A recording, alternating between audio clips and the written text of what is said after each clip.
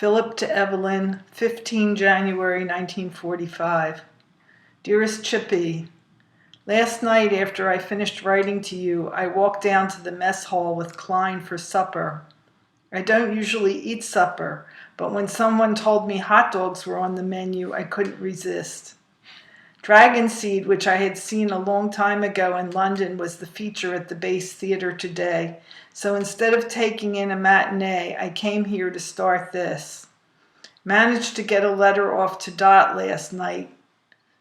So slowly but surely I'll be catching up.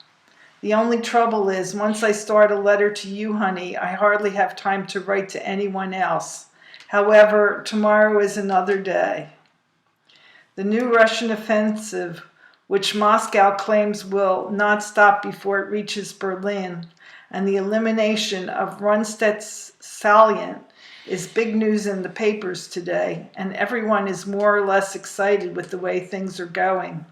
The Allies seem to be making good progress against Japan, too. Who knows, sweet? Maybe 45 will be the year. I've been looking through your letters, baby, and they make quite a pile, but they are, for the most part, gossipy letters that somehow don't require answers.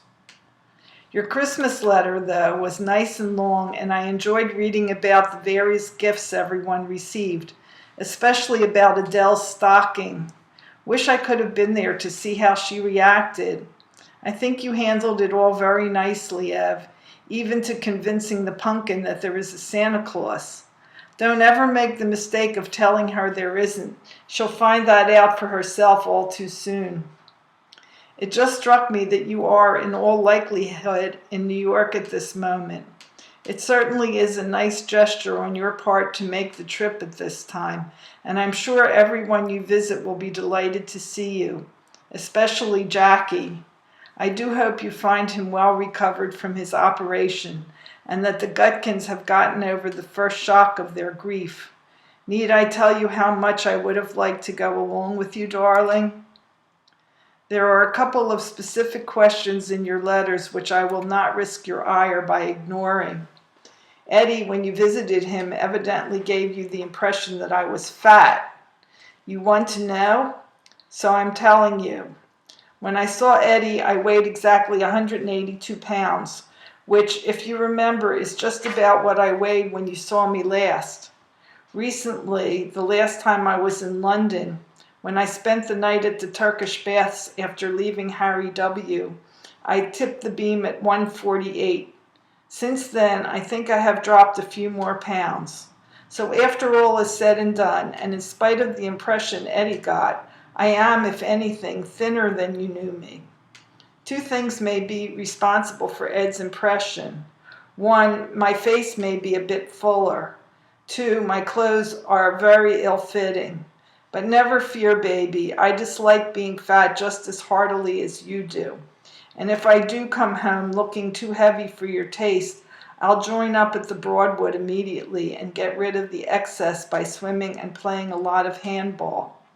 Which reminds me, you mentioned Mr. Bellet going to Young's for a workout.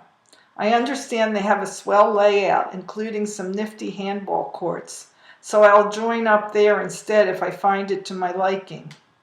By the way, Chippy, I haven't given up hope of teaching you to swim, so don't think for a minute that you'll be alone those evenings when I'm at the gym. You'll be with me, okay? I wish it were tomorrow.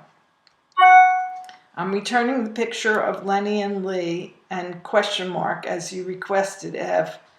They look swell, don't they? I feel a queer premonition, though, on account of question mark. There's something about Lee that makes me fear for her. I hope it's nothing more than a silly notion on my part, though. Of course, Chippy, you won't be foolish enough to discuss my premonition with anyone. Your V-mail of 7 January just arrived.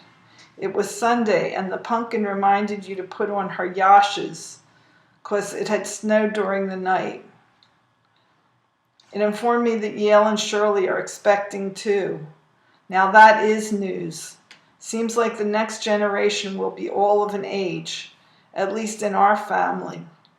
Did I acknowledge the receipt of the news that Miriam Brown had a little girl? I don't think I did, but I know about it, and I'm glad. Please tender my heartiest congratulations to Uncle Nish and Tante Bosch. Explain why it is so difficult for me to write to them under separate cover. So you were kidding Brother Jack about who would have the first little boy, eh? And then you are naive enough to warn me not to get any ideas. And then, to top it off, you say, who knows, question marks, etc.